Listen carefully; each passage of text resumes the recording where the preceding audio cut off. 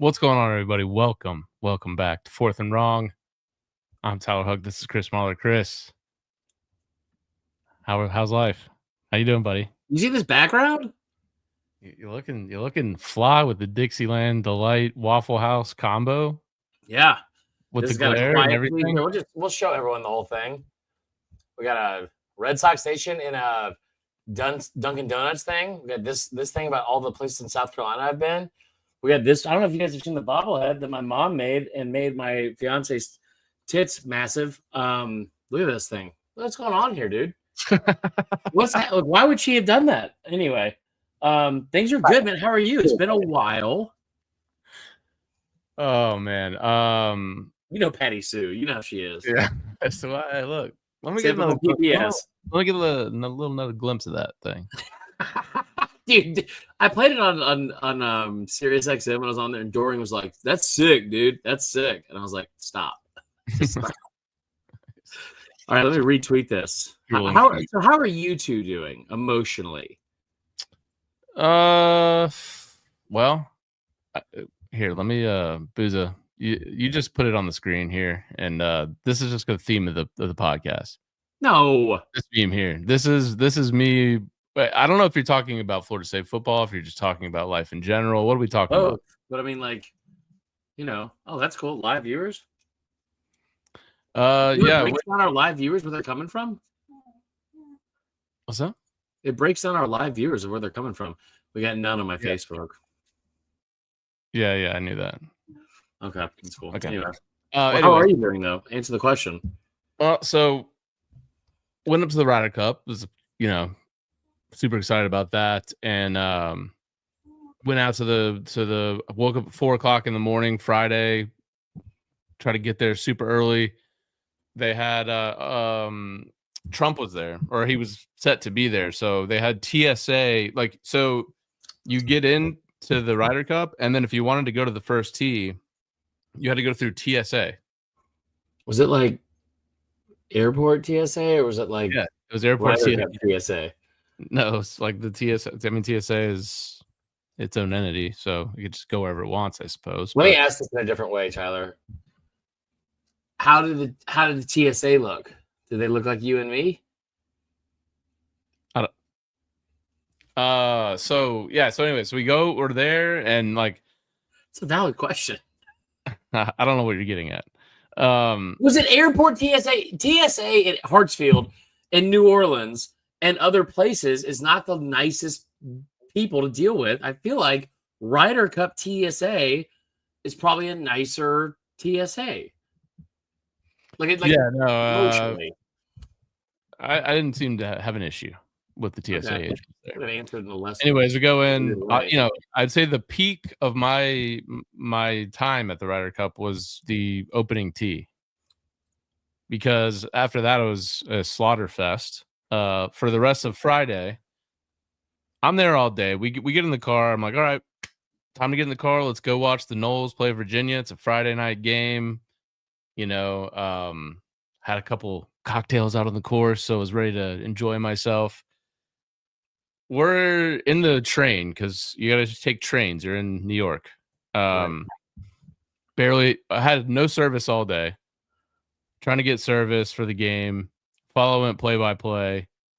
I'm with my buddy who I actually went to Florida State with, so we're both invested in getting to see this game. And he's like, all right, we got the ball. Driving down. All right, hey, nice. Or no, I think they messed up the ball. He's like, all right, nice. We stopped him. All right, we got the ball. We're driving. Oh, it looks like we fumbled. Oh, are you serious? Okay. They go down. All right. Oh, shit. They scored. We're down 7-0. And we're just on the train now. And I'm like, okay, all right, that's fine. No big deal. Offenses looked great. Yeah. He's like, all right, we got the ball back. He's like, we're driving. We're going down the field. And he's like, I don't know if this is right, but it says that we fumbled it again. I was like, what? Sick. Yeah, I was like, all right, that's cool. He's like, dude, we got to get to a TV. I was like, I don't know. And he's like, by the time we got to where we were staying, we were down 14-0 already. That's a nightmare scenario. That is not just saying this.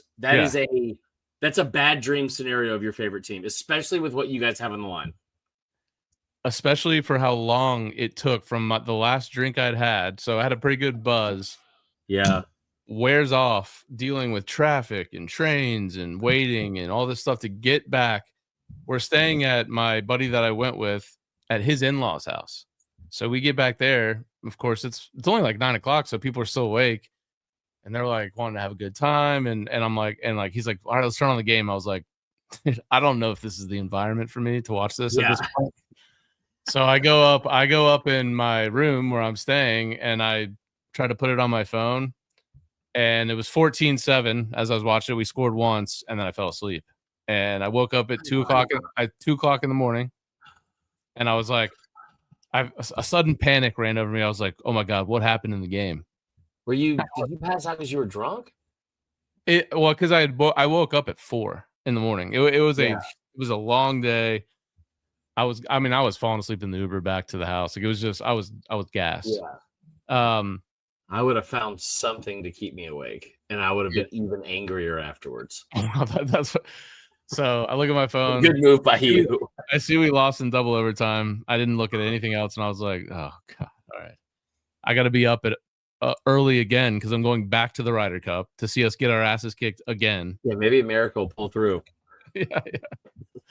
What sucks about this story, Tyler, it's not the way you're telling it. I'm just saying in general, like, it's like you just started the tale, and we're on Friday, brother. We're on Saturday, and it's only going to get significantly worse. Oh, yeah. Yeah. I'm like, all right. I get back, kind of rewatch the game, and I'm like, you know what? Like, this is what I said on the pod before. I was like, this is the last test. They haven't gone on the road yet. They haven't been tested. They haven't faced adversity. Last year, they failed in those scenarios. What are they going to do this year? Well, they failed. Now, it wasn't an abject failure. They still scored 38 points, but the defense was awful. And, recipe for how you lose a game is you turn it over twice and you let them score both touchdowns off of and put yourself in a 14-0 hole on the road. And I was like, well, we got Miami. We'll refocus. I like us at home at night. We looked great against BAMA in that scenario. And we looked even worse. So now I find myself looking at this Florida State Pitt game this weekend. And I'm like, this could be it. What does that mean? They're starting a true freshman. This is a do or die. I know they are. Dude, I want you to think about when we started this podcast in August of 2017, Bama number 1, Florida State number 3, going into this whole thing. If you would have fucking told me that 8 years from now, I would be sweating out a fucking weekend trip to MIZZOU at 11 a.m. for my playoff life. Yep. The other part of me, and also you're hosting a South Carolina podcast, and they're about to walk into a fucking nightmare scenario in Death Valley, and you, a Florida State fan, on your 4th different coach or 3rd different coach since Jimbo Fisher, Willie Taggart never got it right, and you're going into like if we don't beat this true freshman from Pitt, we are in trouble. And when I tell you that I am not the only one that is feeling that way in this fan base, local radio, beat writers, all the 247 people, the podcasts are like, this is a pretty damn big game for Mike Norvell on Saturday. Yeah. I just don't feel good about it. The vibes are really bad. I don't like it. So anyways. I didn't love that he was talking about Bama during the thing. Well, I don't know. Those things get taken out of context because I saw that too, and I was like, probably. I saw the quote, and I was like, "What are we doing here?" And I went and watched the whole press conference. It was like 20 minutes, and it was just part of another narrative that was. He's not wrong, like about what he said, even. But it was one of those things. I was like, "Man, I hope this is not like." No, like I think what he was saying. The context was he was saying like, "No." You can believe what you want. The score being close against Miami, like we got destroyed against Miami. But he was going into saying like we beat a really good team week 1, and we just lost. We lost by 1 score to now what everyone is saying is the best team in the country. Like, we can hang with anybody, so let's not hang our heads because everyone's talking about the confidence because it got shattered last year and then they just crumbled. And that was what the context was. And he was like, well, everyone, Bama's one of the best. He's like, what? No one thought they were good when we beat them because that was the narrative coming out. Like, what's wrong with Bama? I mean, we talked about it. Everybody talked about it. That part is like that part sucks because it's like I honestly thought with the amount of takes you have to give in the offseason, I get it. I think I'm at a place now where I look at like college football and my entire perception of the way people talk about a sport now is like, dude, there are a lot of people, and I don't mean fans, I mean media, that have their minds made up about what they know in the summer. And if something is off from that, it's not them being wrong. Connor was really always good about this. Connor would quote tweet his dumbass takes that were bad, and he would go, "You idiot, LOL." I do that sometimes, but there's also sometimes I feel like I know that I want to be like, no, there's no way. Just give me time. No one wants credit for their good takes more than me. But there are people from like The Athletic and On3 and like Ari Wasserman and like Danny Cannell, no offense, I was going to bring him up at some point, but like people in the actual like media that like could not fathom being actually wrong. So it's just like, no, dude, Bama's trash. They lost to Florida State. Florida State went 2-10 last year. And it's like, right. Or maybe this Florida State team that was also 13-1 2 years ago is really good. Or maybe they're just good and they're going to go 9-3 and be like right on the cusp of the playoff. Like, It's weird now because it feels like this preseason bias and like confirmation bias that people have to have of their own takes is somehow like seeping into, hey, is that team good? Or are you just not able to say you were wrong about something in the offseason? See Texas and Penn State. What the fuck? I mean, dude, like, and we never claim to admit that we have like insiders in Texas camp that like see stuff. Well, except for you. I will. You have insiders in Texas camp. I don't. I'm just reading Barely what I knew her, huh? Insider? Come on now. Let's go. No, but you read the Phil Steele's, you go out, you SP Plus, all this shit. Everyone's talking about how great Arch Manning is gonna be. Texas is gonna be unstoppable. Penn State, this is the year. They've got all these guys that they've had for 3 straight years. They were on the cusp last year, like, and then it's just like Arch Manning is. I'm not gonna say he's like done for good, but like it is very fair to say that he's been a bust from what people thought he was gonna be at this point. But to that point. And you're not wrong. And then how are they favored against Oklahoma this week? That part I'm not going to get into because that part makes me feel like Vegas knows fucking something, and it's gonna drive me crazy.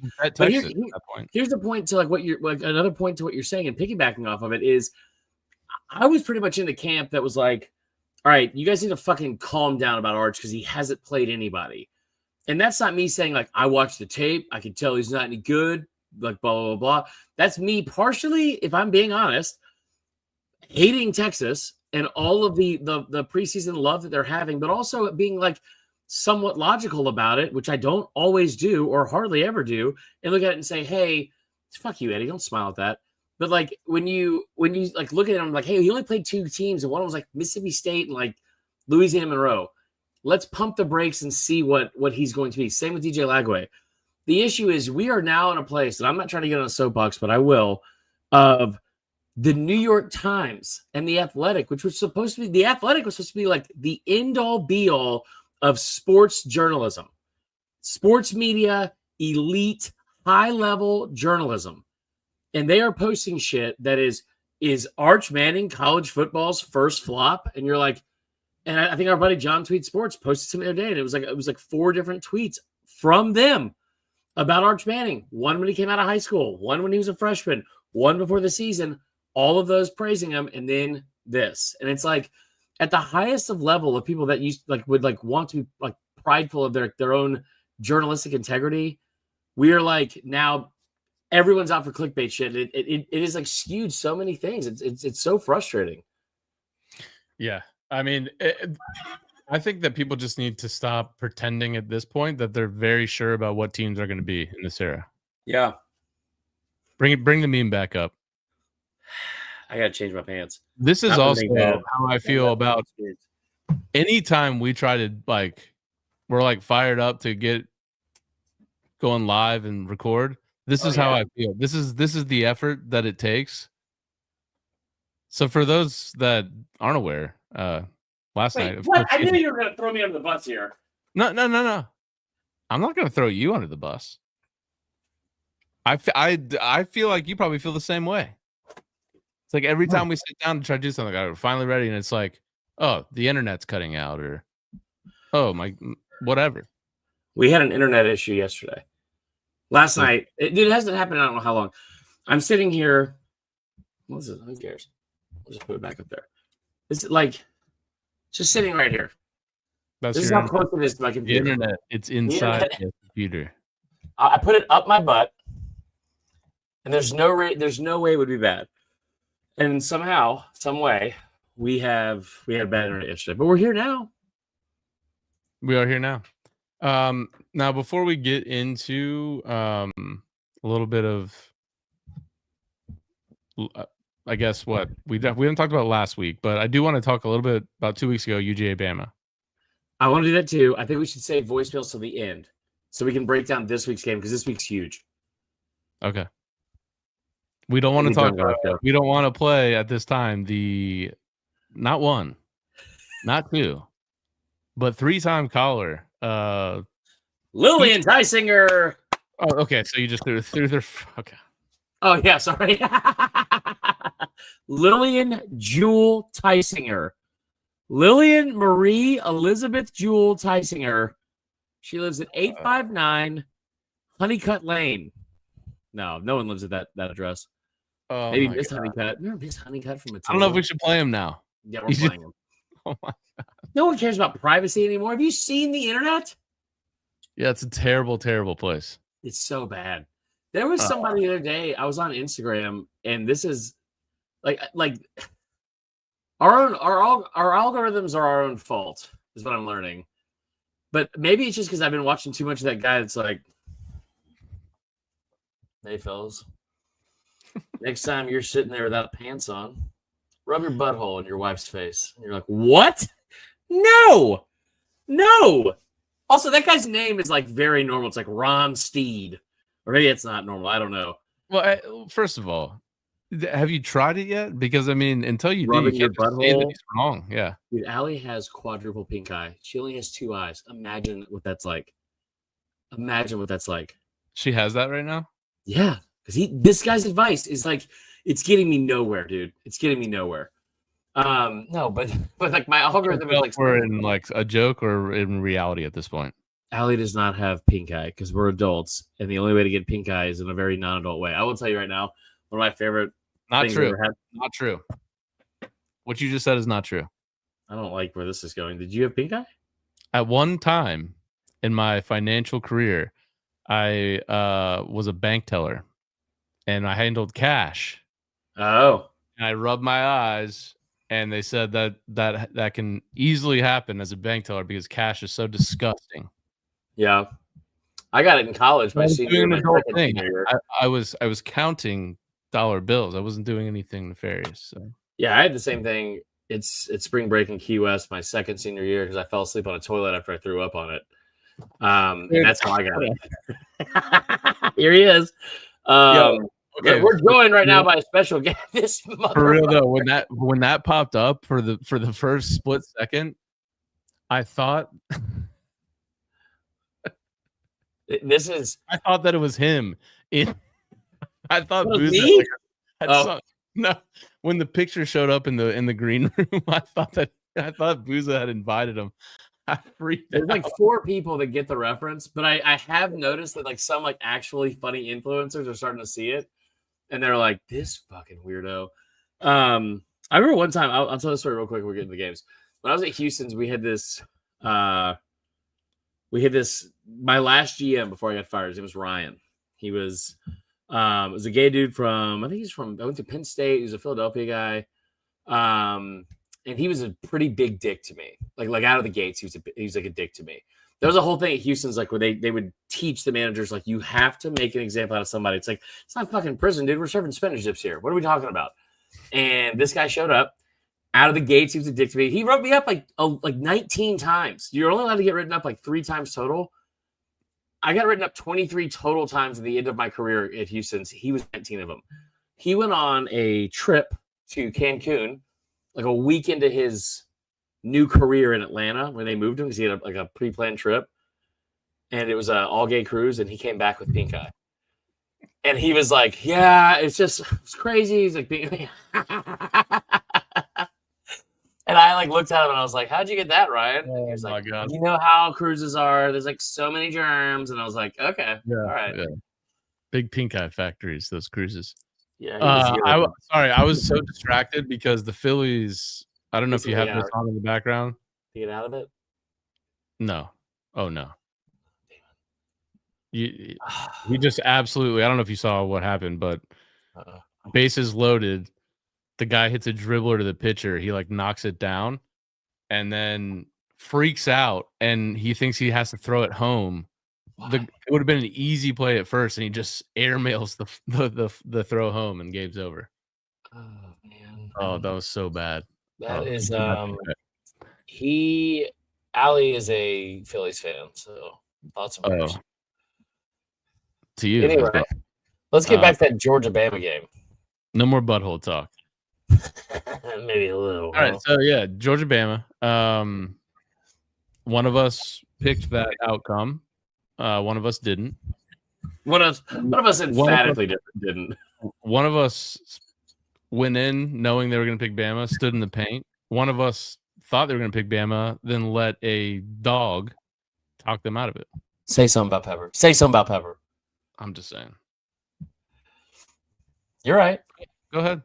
I know my role. I know my role at this point. And listen, I was so confident in the Florida State game.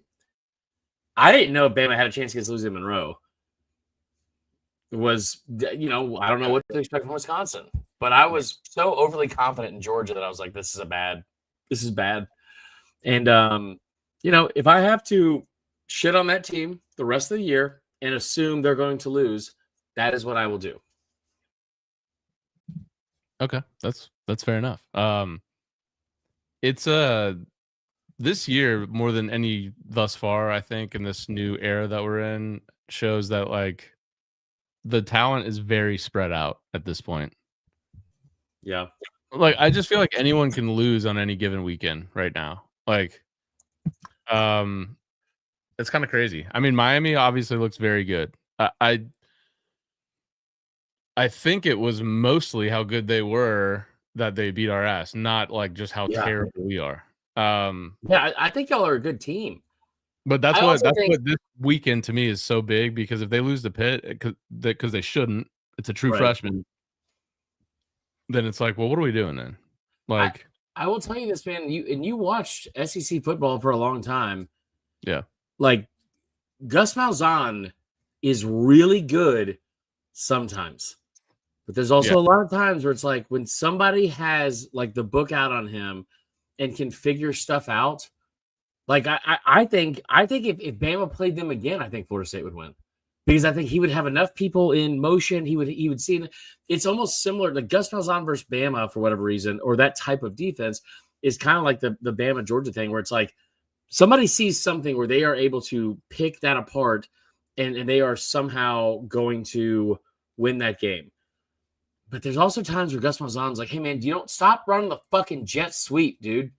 Like, Tommy doesn't need to – it's not backyard football. Don't let Tommy run around like a chicken with his head cut off for that long. Like, I don't get it. Dude, Tommy threw the ball like over 40 times in the game, which is not a recipe. I mean, I'm not coming up with this because everyone talks about it in the Florida State world. Come at all now.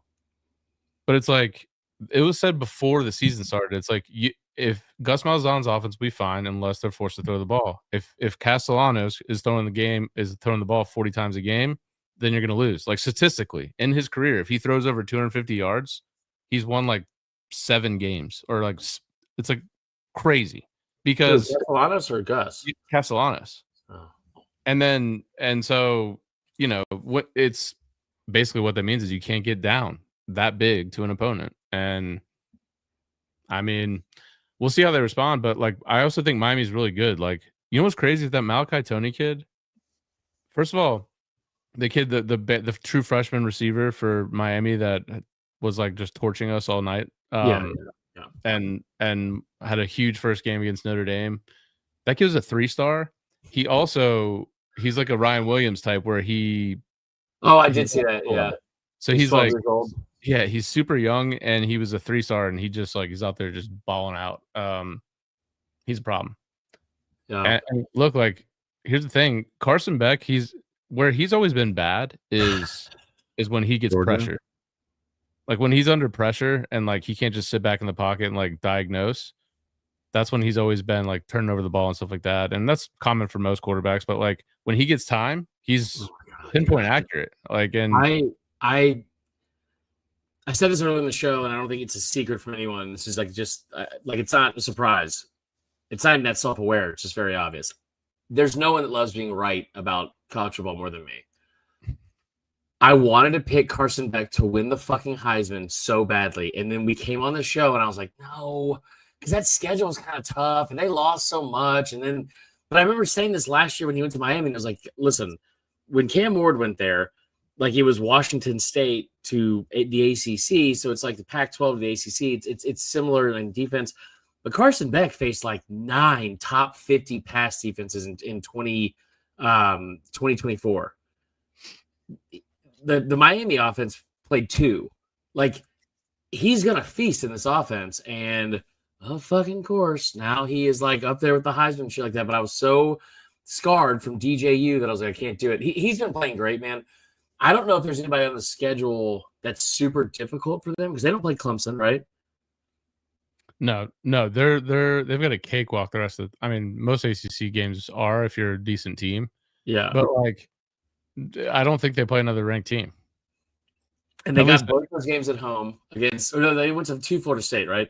But they had that Notre Dame game at home, which isn't anything that's like – okay, I'm going to read this real quick since Eddie's adding stuff to the comment section. I think that, like, they are really good. At the same time, I almost wonder if they get to the postseason, if they're going to be tested enough to know how – like how are they going to be against Ohio State when they get punched in the mouth? Or the mouth, not the mouse. You know what I mean? Or both. They're collective. Both. Really, I think that Beck has looked really good though, man. And it's like I'm kind of happy for him. To me, it's their defensive line, dude. It like Bain and Mezzador, those two. Like, what a perfect edge rushing name. Like I remember him. So it was down to Florida State and Miami for his recruitment, but his brother or some family member was like on the staff at Miami. And so I never really thought we were getting him, but I just remember his name, and I was like, dude, if we can get that guy. But it also sounds like a perfect Miami, like, defensive end name. Yeah. Ruben Bain. But, yeah, he's going to be, like, maybe the first overall pick next year. Yeah. I mean, it's pretty awesome to watch. I'm happy for Cristobal. And he seems to have turned the corner a little bit, so I'm happy about that. Yeah, except you want to get into – I'm sorry about your team losing, but you know what I'm saying? I'm happy for Cristobal as, like – I want Norvell to win as well. If you guys, do you guys have a chance to win the ACC, or are you guys done? No, we're done now. The Virginia one, like, I'm not really like that. I hate Miami, but I'm not surprised we lost to them. I mean, they just have a better roster. But like the Virginia one it's just tough. It's just like, you lose any room for error at that point. I don't know. But, yeah, playing ranked opponents consistently is like one of the worst parts about this sport. Oh, well, it's tough. They weren't even ranked. So, and we've also now. We've also lost 9 of our last 10 ACC games. So what? Yeah. Oh yeah, because of last year. Okay. All right. Listen, we're 30 minutes in. That's the vibe check of where we're at. I felt really great last week. I'll tell you right now. I think I texted both of you this on Saturday. The things that come out of my mouth watching some of these games now, when I am alone in a house, not having to worry about being in an apartment in downtown Atlanta, man. I mean, fucking. What are you screaming? Oh, terrible stuff. Okay. Terrible stuff. I think I dropped a DOTFMF the other day. I'll tell you guys off air. I'll just text you guys in the comments over here. But it's been such a fun season. I thought the BAMA win last week was really good. Let's start here because it's 11 a.m. and we'll get into the slate. Okay. I keep bringing up this comp when it comes to BAMA MIZZOU. 2010. You were there for part of this. We weren't friends yet, but you were there for part of this. BAMA coming off a national title, ranked number 1 in the country. They go into this gauntlet of 2010 with like the most talented team in the world, right? Like in all of college football, they're going to be great. Blah, blah, blah. They play Penn State. They dog walk them. They get their first SEC game, and it's against a top 10 Arkansas team on the road, just like they did with Georgia a couple weeks ago. They beat them. Dramatic come from behind win. Big emotional win on the road. Next week, home. Revenge game from 2 years prior. Florida, at the time, a top 10 matchup. Remember the 2008, 2009 Florida-Bama stuff? Massive, massive game. It's the CBS night game right out of the gates at the start of October. Bama beats them 31-6. Myers last year? Yeah. You were on the sidelines for that game. Yeah, that was fun. That's right. So, yeah. All that happens, and then they have to start this slate where they have 6 consecutive SEC games to close out their SEC schedule. Every team they played had a bye week. Every single one. They had to make a rule the following year they couldn't do that because that's insane. But do you know, after beating top 10 team on the road, at home for a big emotional win after that, do you know who was next on the schedule? With a week off to prepare and an offensive-minded coach? Rutgers. South Carolina. And South Carolina beat them. And that's what this game keeps screaming to me because I'm like, man, this is like Bama has a more talented roster. MIZZOU hasn't played anybody. But at the same time, I'm looking at this and I'm like, they're really good on the defensive front. They're probably going to get after Ty. We saw what that looked like against Florida State. But you have 2 big emotional wins in a row because apparently Vandy is an emotional win now. And you're on the road, a sleepy 11 a.m. kick. I think it's a bad matchup for Bama. But also, admittedly, I am not able to objectively talk about Alabama anymore. I am trying my best to be objective about everything in college football. I'm admitting to you right now, and you guys remember this in 2023, I said it then too, I'm unable to do that, even though I try, with this Alabama team. Because it feels like everything's a bad matchup. Yeah, I totally get it. Listen, Ty Simpson, when you see that safety come down on a blitz, make sure you don't pucker up your butthole. Show him your butthole. And then throw it over his head. Cover 2, more like cover threesome. Ask your partner if he's ready for some role play. More like cover poo. No Como. But if we could bring a third person into this party, I'd love to do it. We won't have FOMO. Also, they're both in jeans all the time. And it's like wait, you see the one? You see his wife in those? Yes. They filmed one today. They filmed one today, and he was laying on the seat on the couch, and she's like, "Hey, you're in my seat." And I was like, "I know where this is going, brother." And he's like, "Why don't you have a seat?" And it's never something where he's like, "Have a seat. Let me dust off a spot for you." It is like, "Come here, woman. Slide those Wranglers across my face. I want to feel the gruff of that seam inside your Wrangler. 34 by 32 jeans, slim fit, boot cut, on my fucking stash." 34 is tough. I don't know. I would die to be a 34 right now. I would fucking do anything to be a 34 right now, Tyler. I hear you. I think how uncomfortable Eddie is. Dude, stop recording the show in front of your kids, Eddie. It's your own fault. Don't let him in here. You'll hear his kids in the background. I know, it's the worst, dude. Speak it. No, I'm not gonna do that. It looks like, I don't know if this is still available, but Missouri went to 3.5 on FanDuel. I would kind of like that for Missouri, but I just don't know what to think about this game. I mean, I want to say that they're pretty evenly matched. I mean, I guess the line would indicate that. Maybe Bama's a 3-point or a 6-point. Do you want to guess what it opened at? Open at 5.5. Your favorite? Now it's down to 3.5. I mean, 2.5 yesterday. I'm gonna take Missouri because I like Missouri. And it's at home. And the environment, I don't know. What's the weather? Do you know? No.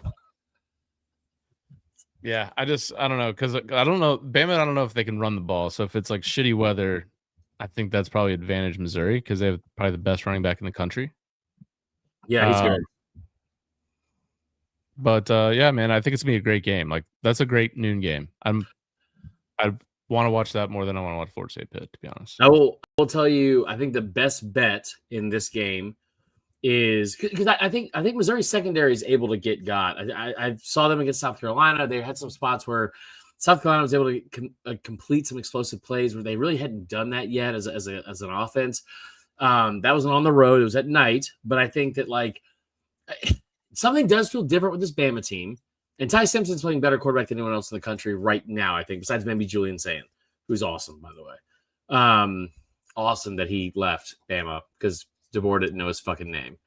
Anyway, but Ty's playing great, and I think that like it's very difficult for anyone in any team in America to go up and figure out a way to cover Ryan Williams, Isaiah Horton, Jeremy Bernard especially, and then Isaiah Latsier Brooks, whatever his name is. The other part is this. They do run the ball really, really well. I think the best bet, Missouri plus 3.5 in the first half. I think this is a game where Bama's going to be behind or close. Maybe it's just because they lost an early game. It feels very much like a 2023 season where they had to make all these halftime adjustments and figure something out. The same thing happened with Vandy last week. They were able to keep it close. But at home with a week off, I think that Mizzou's going to come out swinging because they're playing with house money, man. I think they're going to find a way to score early and or often. Maybe Bama make some halftime adjustments in the second half, but I think Mizzou plus 3.5 is one of my best bets of the week. Okay. Do you think they can pull it out the outright upset? Yeah, I do actually. But again, that's a lot of fear talking. Yeah. No, I mean, again, I think they have a chance without any fear of the game. I'm rooting for Bama along the way because I think, obviously at this point now, Florida State needs any help they can get with their resume. So I would like for Bama to be good just selfishly. But I also, as a friend, want you to win all your games. I appreciate that. I don't believe you. But do we get a okay, yeah. Boozy, can we put that back up? According to Tide 100.9 FM, mostly sunny with a high near 77. Wow, great football weather. Dude, what's the weather in Atlanta right now? Oh, it's perfect today. It is 63 degrees right now. Shut the fuck up. Yep. It is 81 degrees in Baton Rouge. No, it's 74. But it's been so hot. It's been so hot. All right. Speaking of weather. One of the big stats I do like for Bama, by the way, red zone efficiency on offense. They're 14th in the country. Mm-hmm. On defense, Missouri's 99th. So if you can get down, if you can move the ball down the field, which I mean, Ty Simpson's playing some of the best quarterback in the country right now, so I don't see why they can't. The big thing on like Missouri is like I think Joel Klatt brought this up the other day, and I think Missouri's good. Love Damon Wilson off the edge. I think it's his name. The kid from Georgia that transferred in there as a former 5-star. He's really, really talented. Leads the country in pressures. Right? Yeah, 21, right? Like, and that was before the bye week. So I think he has as many as Georgia does as a team. Yes. I think that's what the stat was. So I think that they are really good. The secondary, they have Jalen Catalon, who was a 2018 recruit. How is that kid still playing college football? I don't know, but I was pretty adamant that he has gotten worse, and apparently he was an All-American last year.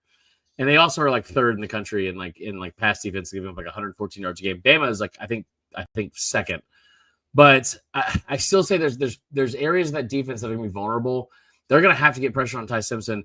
The one thing that it's like almost overblown at this point, but it's not talked about enough. Joel Klatt brought it up the other day. He's like, if you just look at like the body of work and like the statistics of each team, like there's no reason Bama's favored. They're only favored because of the logo, sure, but also Missouri has only played the 109th ranked strength of schedule in the country. They have played nobody. And they played every game at home, and they're coming off a bye. But again, like going into a game like this, I feel like that's a pretty big benefit. Yeah, this is definitely one of my. This will take one of my screens on Saturday for sure.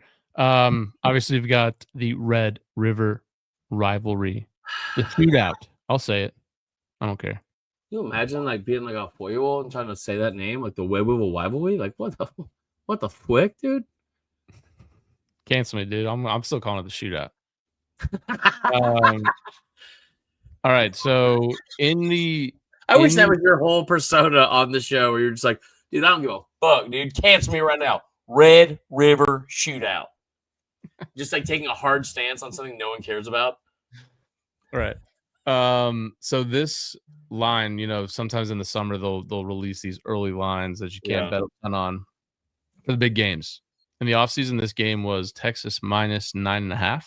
That's so stupid. The current line is Oklahoma minus 1.5. So Oklahoma is favored now. They're favored now. They are. It's because John Mateer is probable. Yep. We've talked about Texas, obviously, just being. So good, he's gonna be so good on Saturday.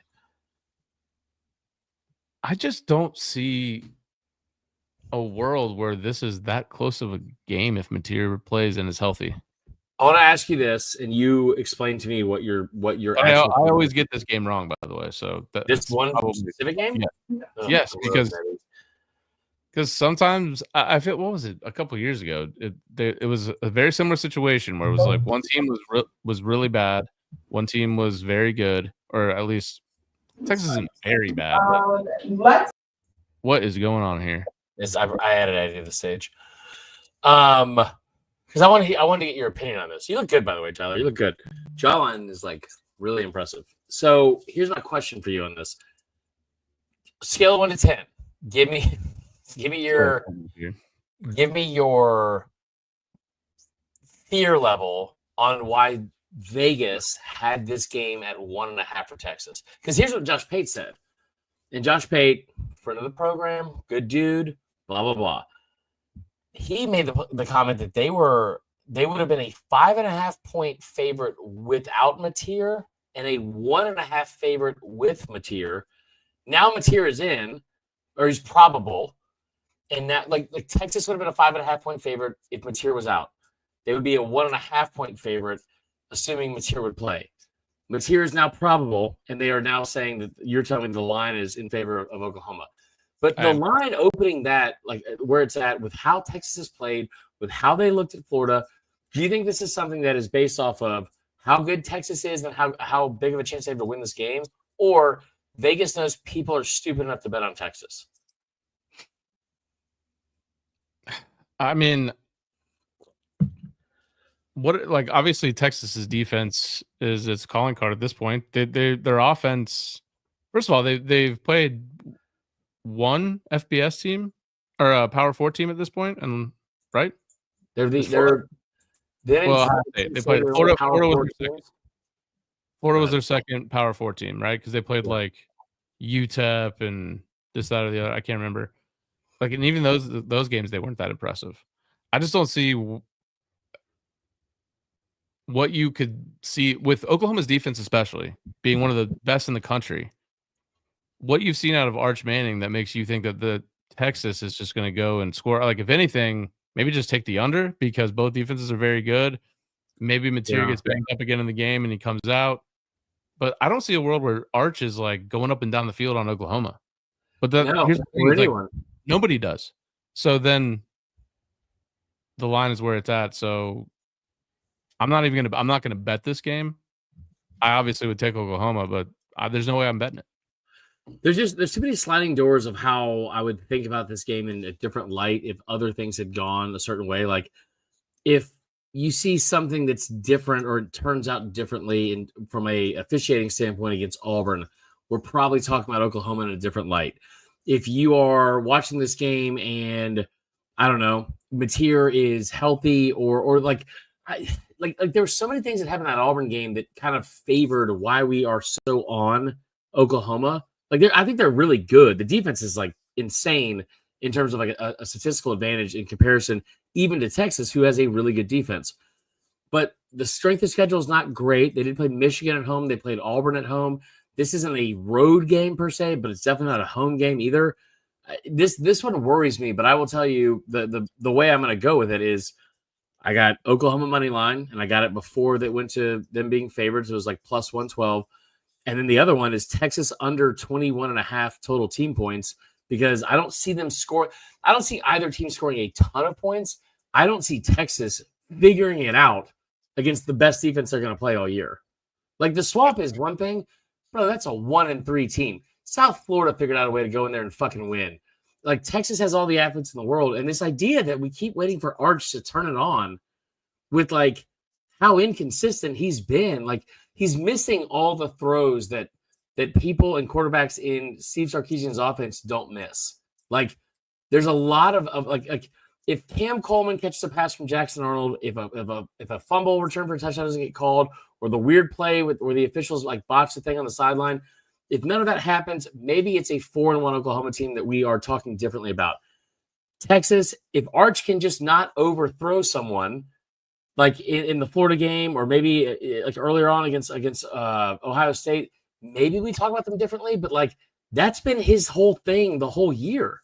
There's not been a single game where it's like he fucking stood over a kid from like Sam Houston State, and they were like Aura Manning. Like, I know. There's nothing that he's done all year where you're looking at it, you're like, oh my God, that's the if he just misses this by one, that's the track record. That's who he is. Yeah, but the line though, the line just doesn't make sense. So what? Yeah, it's kind of like last week with Florida and Texas. Everybody knew. Everyone knew. Arkansas, Tennessee just seems like take the over and have fun watching. Yeah, I mean Arkansas's offense is very good, so I don't see them. I mean, they're 12.5 point underdog in that game, but the total is 68.5. So sounds like it's gonna be a fun game to watch.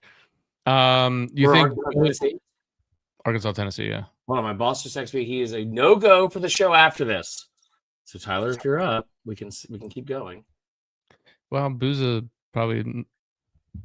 I'm good, but Booza. Yeah, let's go. All right, let's keep it rolling so we can get Booza bed. He's got 2 children, man. What, are they awake? Think of the children. Real quick on the Tennessee game for best bets, I got Tennessee first half. I think they'll cover the 6.5. I think the over/under for that is 34.5, and also their team total in the first half is 20.5.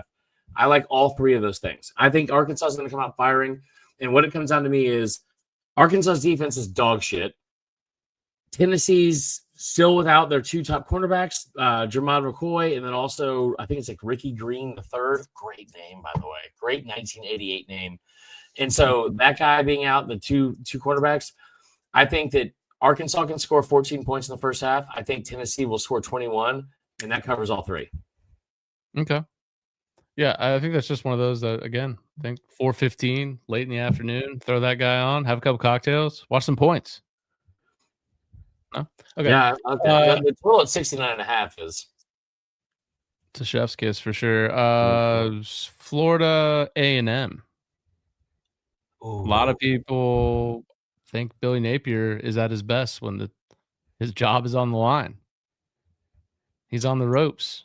Dude, he's Nick Saban with his fucking. By the way, don't tell Allie, but the Eagles are also losing by 10 to the Giants. It's now 10. Jesus. Oh god. Oh boy. Eddie, got news for you, brother. We're gonna be doing this for 3 hours.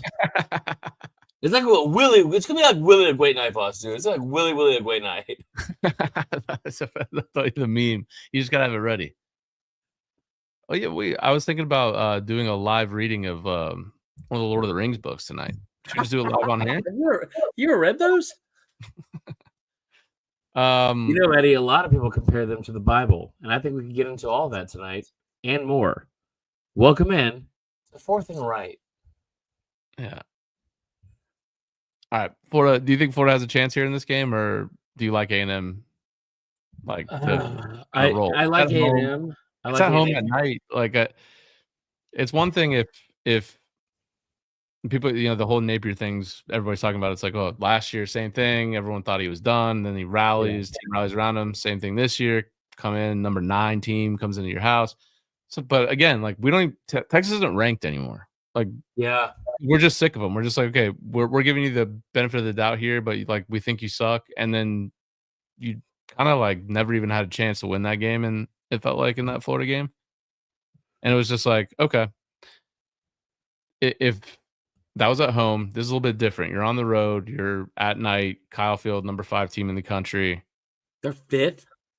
Yeah, No, I knew that because I cover the sport for a work and a living, so it's like I definitely knew that. Anyway, I thought,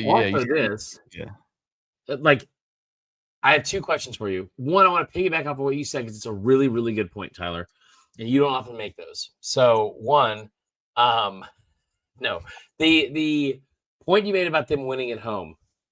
Let's think about last year when they went on this run, right? Some of the key wins they had. Florida State was on the road, right? It was. But it was a 2-9 Florida State. It was. They had 2 wins. So some of these wins they had to have to keep his job. LSU, where was that played? You're better at this than me. I can't remember. Probably In the swamp. Ole Miss, where was that played? In the swamp. Texas, where was that played? In the swamp. Fully get the whole USF thing, and you can argue about that all you want. But most of the big wins that have like kept him alive and like somehow given him a little bit more life have been at home. This is not that. Now, second part of this, and the question I want to ask you, and honestly both of you, but Eddie doesn't ever want to be involved in the show. Is A&M cool now? Like let me rephrase. Is Kyle Field in that environment at A&M cool now? Because I think it is. No, nothing's cool about Texas A&M, I don't think. Take away the male cheerleaders. Like objectively take that away. Okay. Take away Jimbo for you. Okay. But like them walking out of the tunnel, Mike Elko and his like fucking pump up stuff.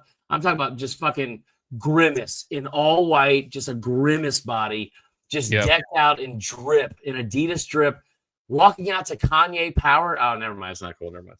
That stuff. Yeah, I forgot about that. Forgot about Kanye. Yeah. Yeah, you can't be doing that.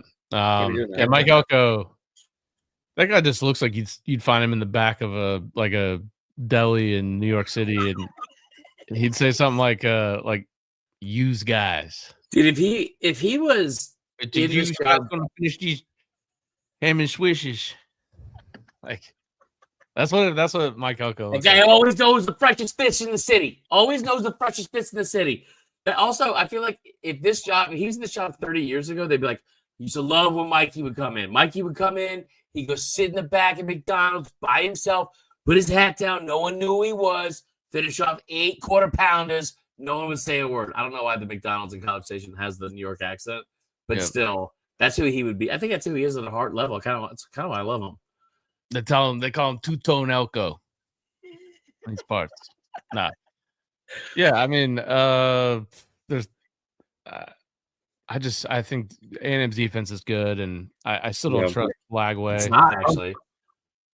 That's not bad. I mean, looking here, S&P Plus ranked as the 17th best defense in the country. Really? I mean, they gave up. I think their schedule's better than people realize because they had, was it UTSA or UTEP early, and then they had another G6 school, but it wasn't a bad G6 school. Then they played Notre Dame on the road. I think we are giving them a ton of credit defensively because of what happened against Auburn. It's a pretty bad offense.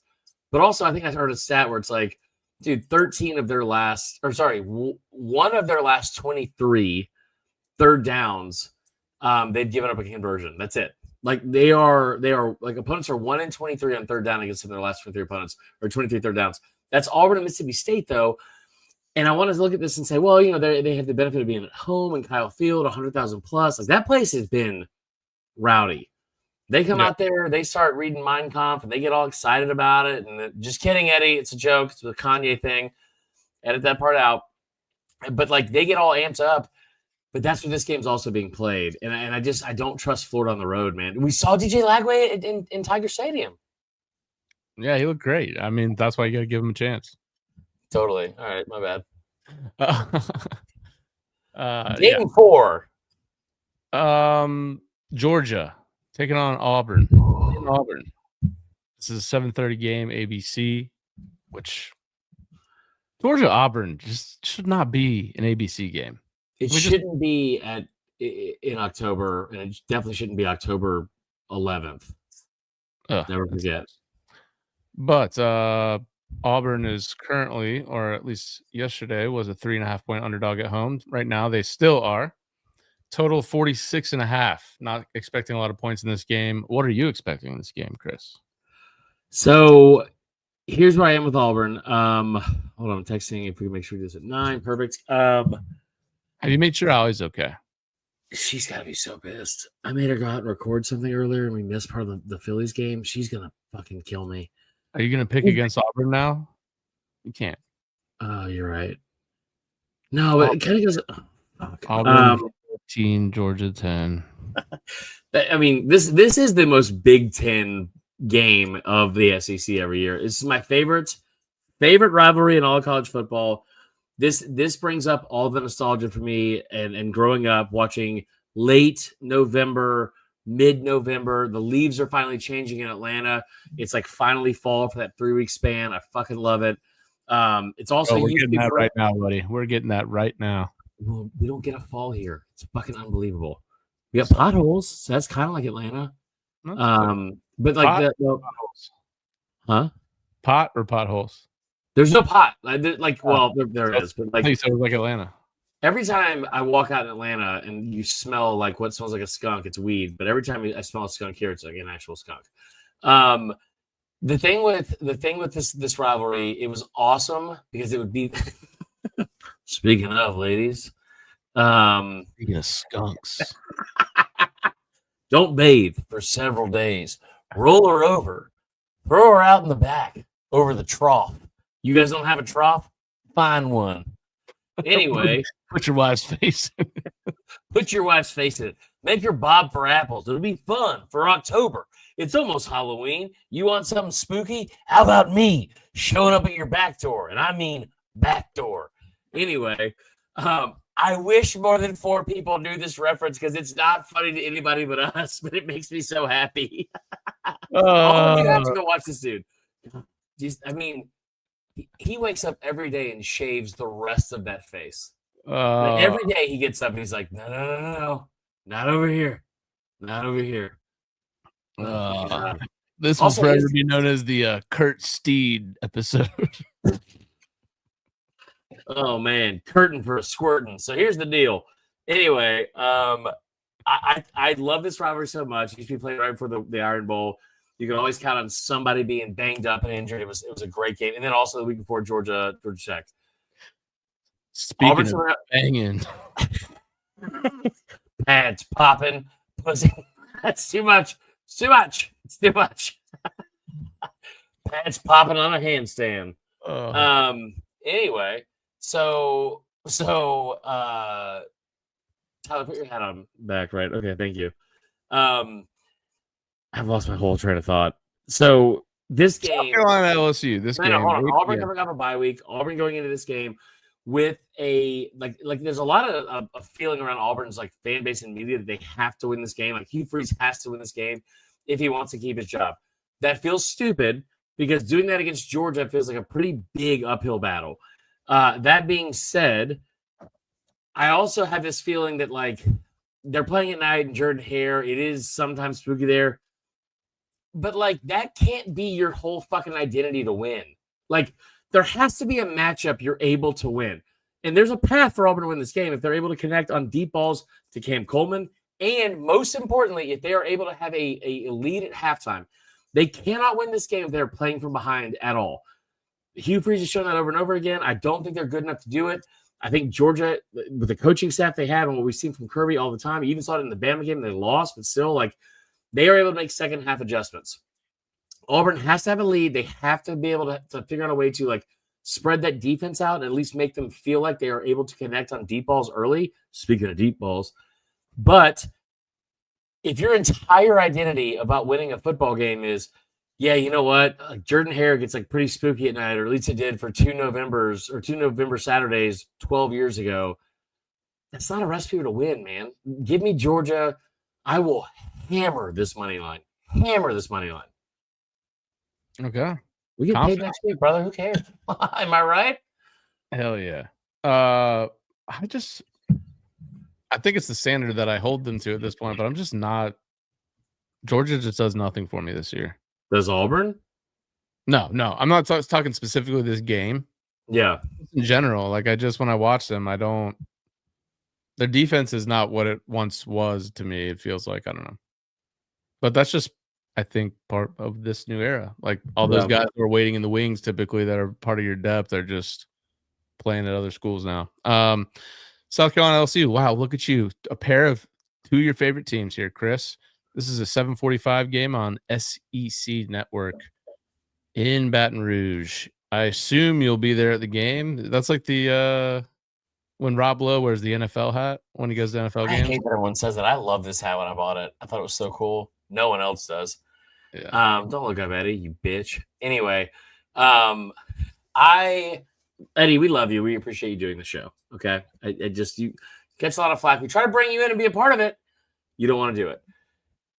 I really want both teams to play hard and have fun. It would be awesome if South Carolina could find a way to win this game. Like, it would be awesome. Both teams coming off a bye week. Shane Beamer thinks like 3-2 off a bye. I think Brian Kelly at night in Death Valley is like 18-3. Been really good there. The thing I keep going back to is like Nussmeier's definitely injured. And from talking to the team and the players this week in actually like in Baton Rouge, like at the players press conference and availability with the media, it feels like to me they're going to try and assert themselves in the run game and like make that a focus. Here's the thing. Did someone say insert?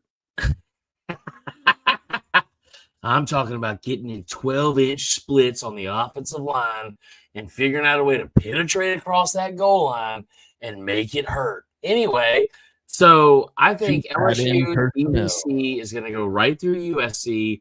And no, okay. I do think they are going to try to make a point of emphasis to run the football, almost because they're tired of hearing the outside noise. It feels very obvious to me, at least, that they're hearing the outside noise, which is a problem in general. But they feel like they have to run the football if they're going to be successful. That's partially true because if they get into a situation later in the season where they are one-dimensional, no one in this conference is going to win games that way. But I don't feel like they have to make that approach against South Carolina. They could probably still win that game without having to do that. For South Carolina, they're going up against one of the best defenses in the country. You have 3 offensive linemen that are out. Not great. You got to figure out a way to force multiple turnovers and then also connect on deep balls and like figure out a way to be explosive in the pass game.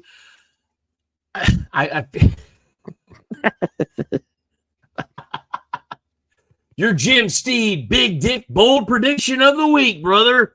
South Carolina goes into Death Valley and penetrates that valley in several ways. No, I think LSU wins this game. I do think it's closer than people think. Yeah. Is it still 8.5? Yeah.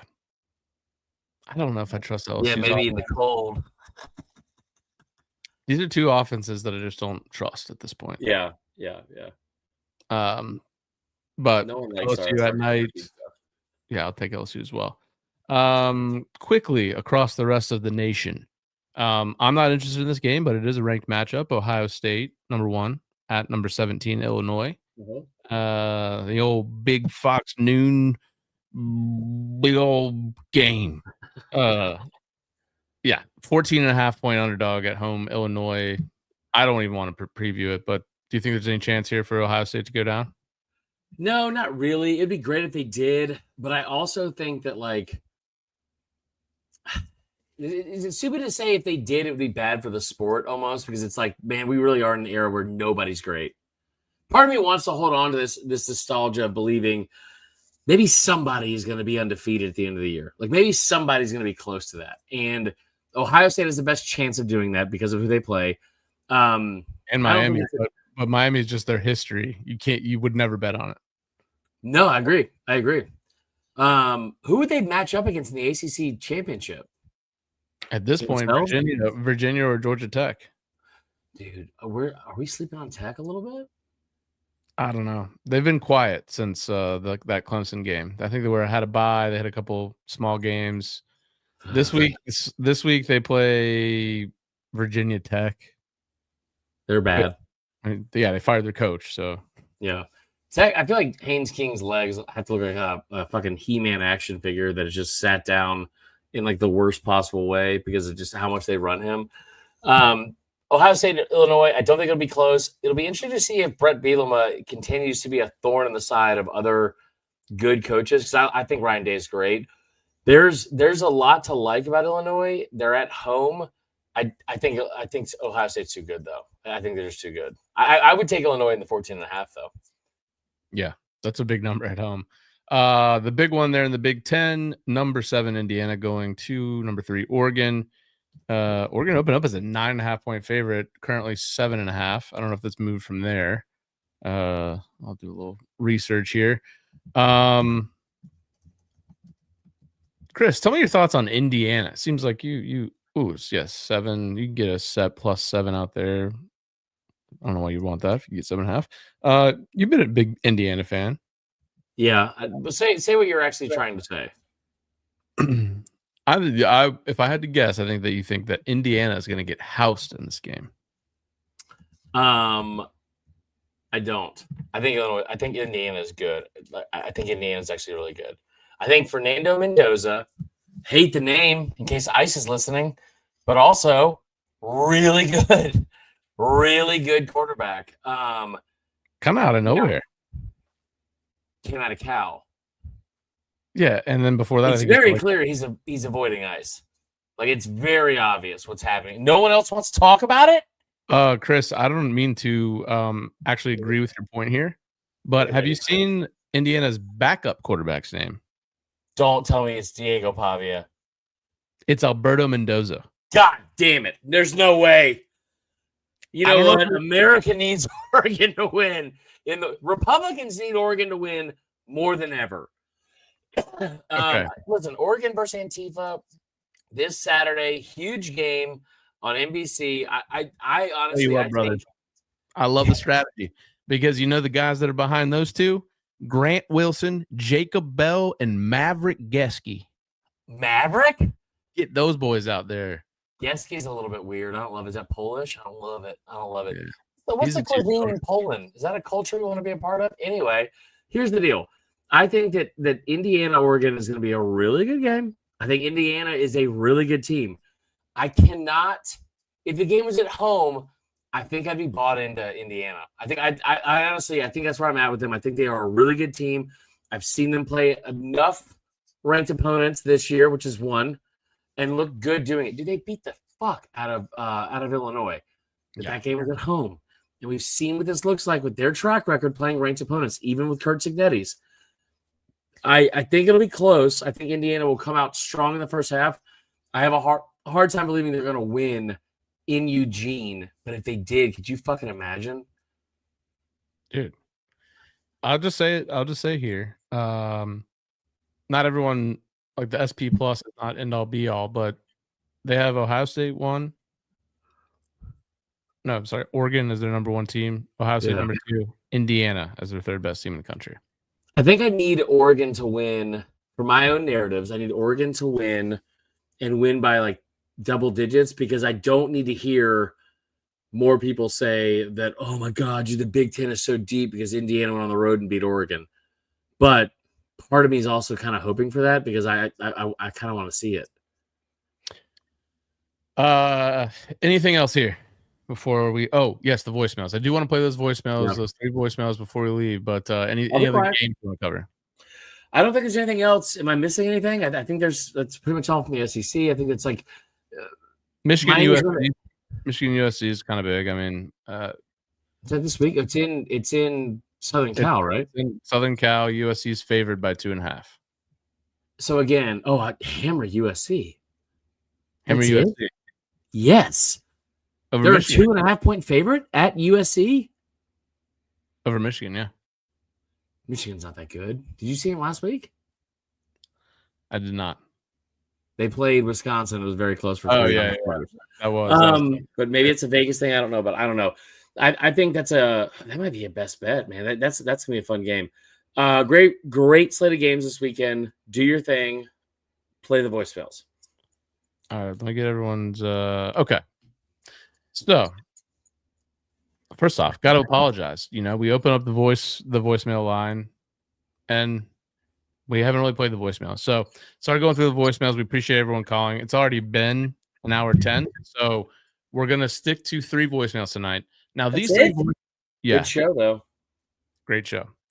Now, first of all, you could be one of the lucky callers that could get onto the show. If you call 678-962-7836, which is the Ornery Fans, we will get a new fuck. Yeah, I forgot. we'll get a new graphic here for the YouTube.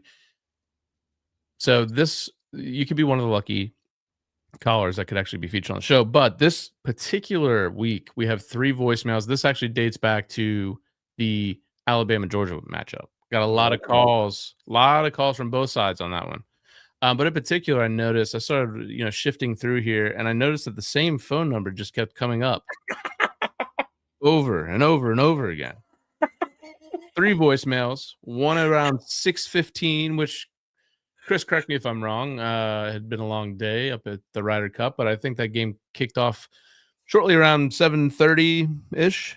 I know this voice memo or this voice mail number, and it is an Eastern time zone number. We're about an hour 15 from kick. She's walking into the stadium. All right. So this is the first voicemail here. We're like an hour and 43 minutes out from the Georgia-Bama game. I hope Bama fans literally die. They're the worst. I think Georgia fans have been so nice to them, and they have been so goddamn condescending around the city of Athens for the last 24 hours. I refuse to say they might leave victorious because that will make me really sad, but also historically that could definitely happen. But they're rude, and I don't like it. So they can go fuck themselves. Have a great day. Let me just go ahead and tell you what she was texting me after this game. Or do you want to play the first one next? Well, it just seemed casual. Nothing seemed too crazy. They're obviously wishing death upon. Wish they would die? I'm one of her best friends. She's saying this. Yep. So the next voicemail we received from this mysterious caller was at 9:43 p.m., which, if I'm doing my rough estimate, it seems would be right around potentially third quarter, maybe halftime. Yeah, halftime. All right, let's check this one out. Officially a bottle of bourbon in, and I fucking hate the University of Alabama. I never want to play a football game against them again. This is the worst. I hate it. I hope a sinkhole opens up and absorbs them. And I wish everyone a great night, except for the Alabama football team. Oh, yeah. I'm so glad she wished us a good night. She helped me and Pepper move. Yep. This is unbelievable. Treacherous. Well, Chris, when she wished us good night, I thought that might be the end, but there was one. No, you're wrong. Precisely, let's call it an hour and a half, close to 2 hours later. We're approaching now Sunday morning in the early wee hours of the morning. Is this Georgia loss exclusively Boba's fault? Probably not. Should we all go burn his house down just to see if it makes us feel better? Yes. So I think that's where Georgia fans are headed. Now, I got to pause it here. We do not condone arson on this show. But let's continue. At the moment, Alabama has, as usual, ruined our day. I don't know why anyone's surprised, but here we are. So I think a small fire, large fire, maybe will get the point across, and that's about all we got going for us. I'm not sure I understood the last bit of that, but I will say I can relate to where she was at that point. Maybe not necessarily definitely with football, for sure.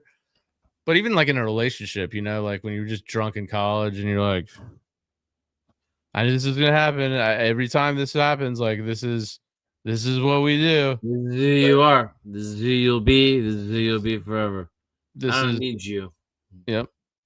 Oh, nope. We don't want to get that out of there. Also, there was a fire in the stadium like 2 days later.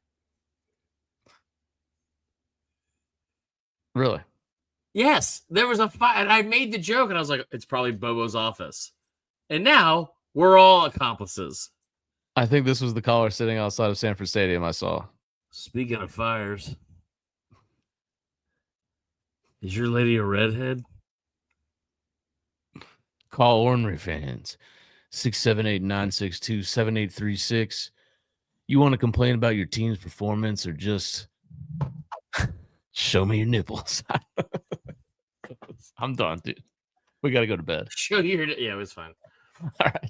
Hey, best of luck, everybody. Again, Ornery Fans, 678-962-7836. Call the number. We'll try to be better this coming week about the internet. 1,600 viewers today. Let's go. We appreciate all your support. Go hit the YouTube Fourth and Wrong podcast. I think someone tried to come in and give us a cease and desist on our name at one point because of that, but I forgot about that guy. fucking He we was rock. like very, very drunk, angry. Yeah, no, I was like, all right, maybe I should go check out this guy's pod just to see maybe we are stepping on some big toes. And it was like he had like 4 followers on YouTube. Yeah, it was this guy right here. Good night, everybody. Fourth and Dong. Yeah. Fourth and